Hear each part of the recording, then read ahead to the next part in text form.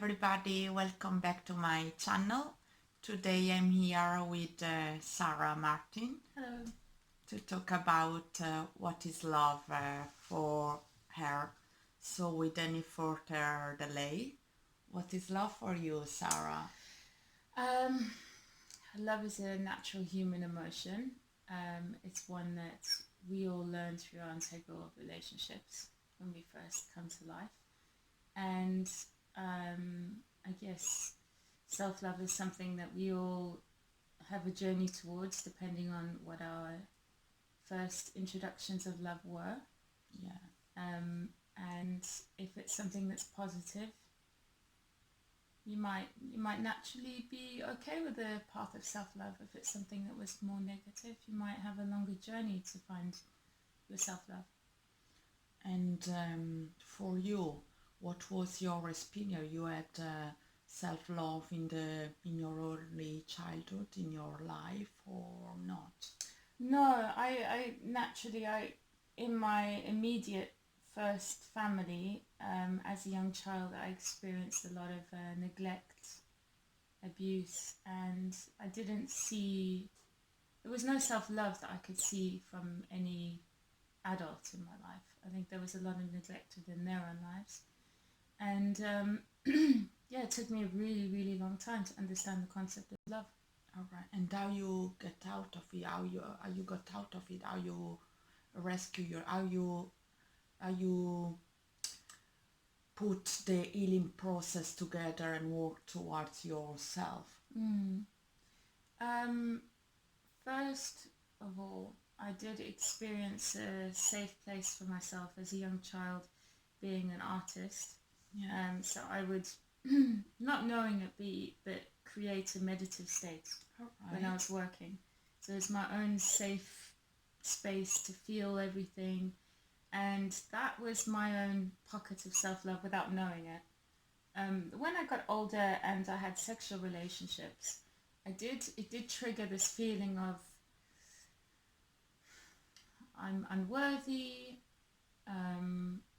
why don't they love me? I kind of attracted relationships that were very damaging to my own, but really it was just stepping on the nerve of what, if I had more self-love for myself, I probably wouldn't have been in those relationships. Not that they're necessarily bad people, it was just love wasn't something that they either weren't capable of or it wasn't what they wanted. But for me, I wanted love because I hadn't experienced it yet. Yeah, and you always had in mind, you always had the feeling you want love for yourself and for your own being. You this feeling was really present in yourself since, because I think is you passing through a lot of traumas and a lot of different stages, but they are healing it itself. It's towards healing every step forward. Yeah, absolutely. I guess for a long time in my life, I kind of looked back at my past thinking, why did I deserve this? And you're looking at everything through an angry eye. But really now, if I look at it, I think, oof, it's not something I dislike anymore. It's just a part of the tapestry of my life. So, and I guess that's acceptance, and also, therapy really helped me.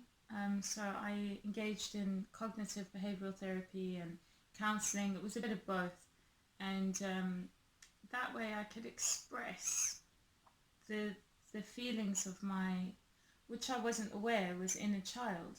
And as I was expressing that, I remember I was working as a lifeguard on a pool, and there was this young girl, and I said, how old are you? And she said, I'm 11.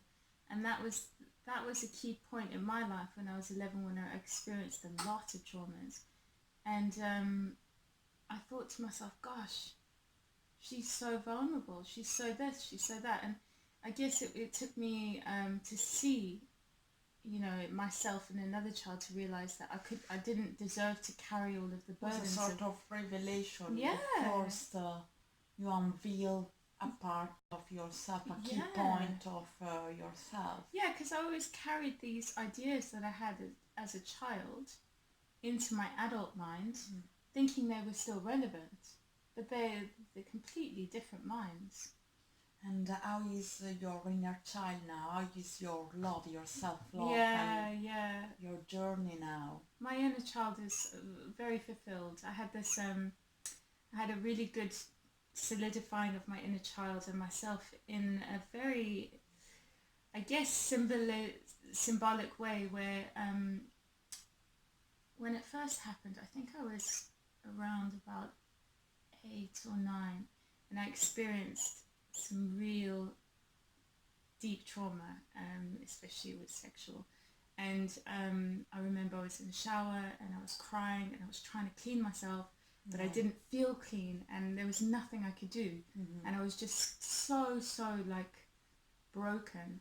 And then I'd say about 2-3 years ago I was in the shower and I felt that energy of that time come up, and then I had a very symbolic discussion with that little child in me. Do you know what I mean? And then I felt myself pull her in, and it was just becoming one. I've been rather abused than in the a past, fight. so I know what you mean. Yes, maybe the experience is different, but I was doing a lot of, showers and a lot of washing myself out to do to not like feel get rid of dirty. get it and, off you, but you can't because Yeah. it's shame, and shame you can't see, Yeah. but it's very deep. It's part within of us. yourself, deep in your soul in a way. Yeah.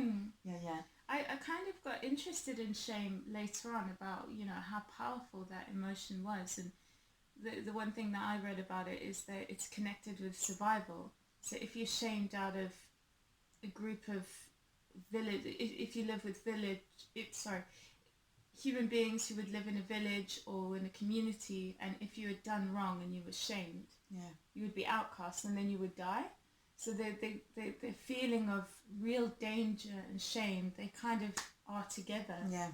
And it's a shame.